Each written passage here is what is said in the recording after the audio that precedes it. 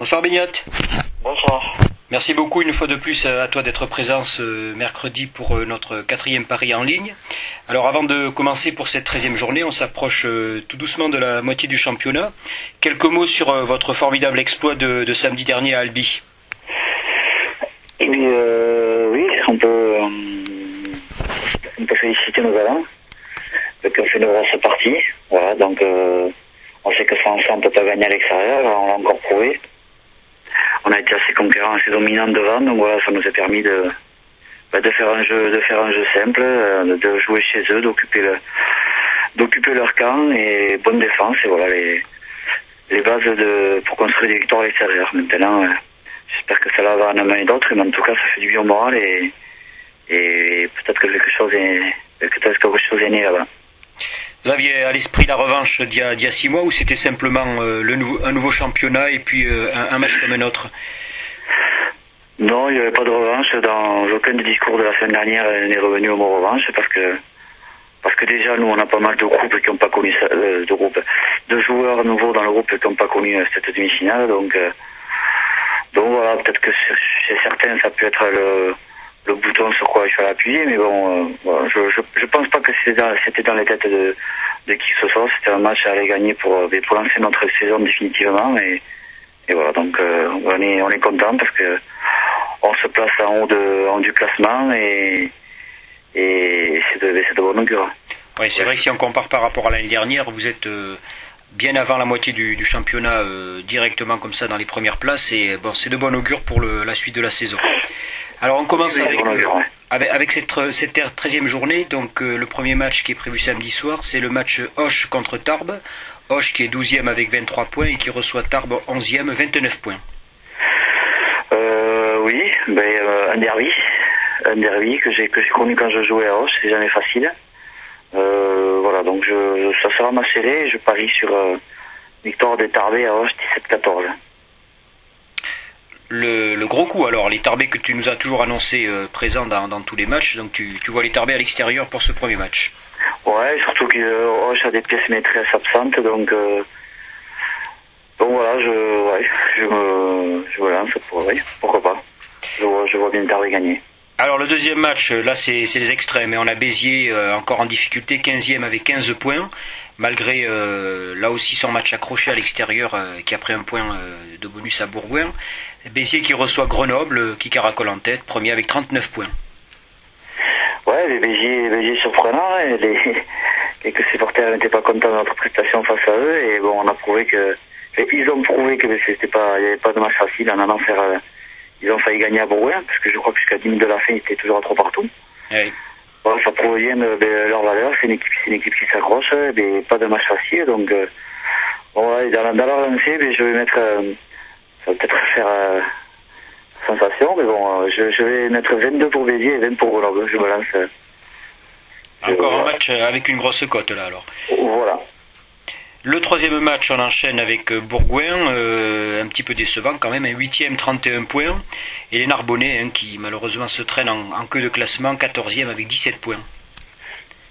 Ouais, les Bourgoin qui reçoit encore un mal classé, donc je pense qu'ils auront appris de leur match contre Béziers, donc pour se remettre à l'endroit, donc 18 pour Bourgoin et Narbonne 18-9 pour Bourgoin. Alors le quatrième match, nos amis de Carcassonne avec les Montois, 10e 29 points, et qui reçoit Albi, 7e 31 points. Ouais, Carcassonne qui a réalisé une belle performance à Dax, je pense qu'il peut se mordre les doigts de s'être assez rejoindre comme ça en fin de match. Donc voilà, mais reçoit Albi, Carcassonne vainqueur, 21-15. Alors les Dacois qui sont toujours seconds avec 37 points mais qui marquent un peu le pas quand même depuis 2 matchs, qui reçoivent Aurillac en quête de points, 13e avec 21 points. Ouais, Dax, ça fait 2 matchs qui ont un petit coup de mou, donc ils reçoivent Aurillac, une équipe qui se déplace pas très très bien non plus, donc je mettrai Dacois vainqueur de peu, mais voilà, 18-15. Alors ça c'est le dernier match du samedi soir, Aix-en-Provence qui est 9e avec 30 points et qui reçoit Yonax qui s'accroche toujours 5e avec 33 points.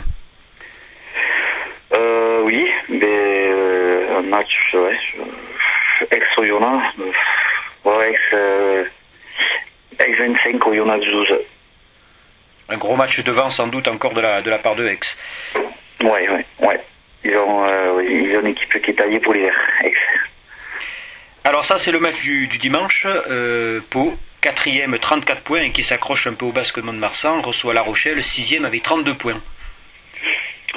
Ouais, mais je sais pas si c'est parce que ça nous arrange, mais je verrais bien La Rochelle gagner à Pau, 22-16. Voilà. Là aussi un match en jeu avec La Rochelle qui monte lentement mais sûrement. Oui, qui est là, de toute façon, qui sera là de toute façon, quoi qu'il arrive à la fin du championnat. Donc voilà, il y a deux équipes qui sont, comme je disais la dernière fois, La Rochelle et Grenoble, qui pour l'instant ont un petit temps d'avance, même si ça se reflète pas sur le classement pour La Rochelle. Mais voilà, pour avoir vu le match la semaine dernière, La Rochelle-Grenoble, bon, c'est des équipes qui sont taillées pour la montée. Ouais. Alors le dernier match, évidemment, on va pas faire de pari, mais est-ce qu'on peut dire que ce match Mont-de-Marsan-Périgueux est un match piège?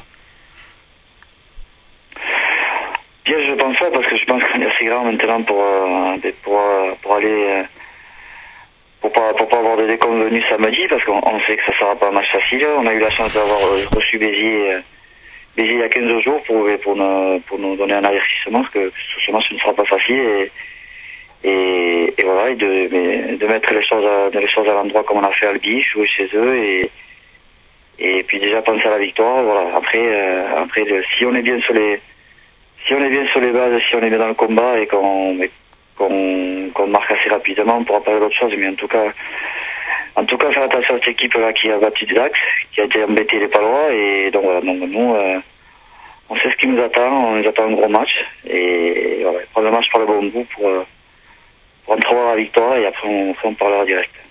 Je sais pas si tu as vu l'essai des Périgourdins là à Pau, mais ils mettent un superbe essai de 100 mètres à la fin du match, et bon, c'est une équipe qui joue malgré tout au ballon, qui a une volonté de ne pas sombrer.